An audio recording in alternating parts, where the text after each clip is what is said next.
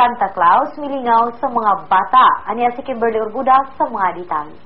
Tungod kay hapit na ang adlaw nga Pasko, nga diin sa ulog kini sa kadaghan ng mga Katoliko ug mga nagkalain-lain nga relihiyon nga nagsaulog og Pasko. Dagan na karon ang mga gimmick para maong establishmento ang dugokon kini. Mao nga niadtong Biyernes sa hapon, daghan ang mga bata ang nalingaw ni Santa Claus ngadto sa The Point tungod kay live siya nga milingaw og misayaw atubangan sa daghang mga bata.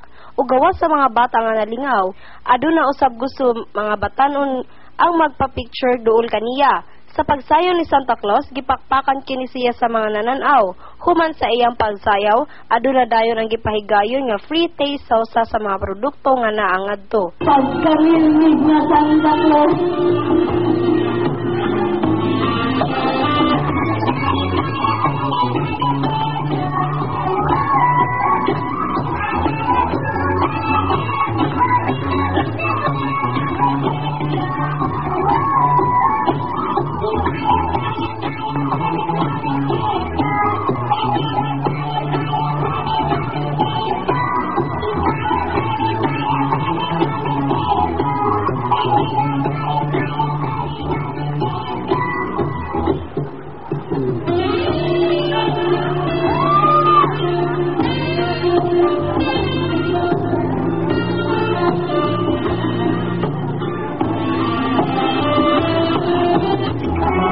Alang sa Sibya sa Dakbayan, Kimberly Urbuda.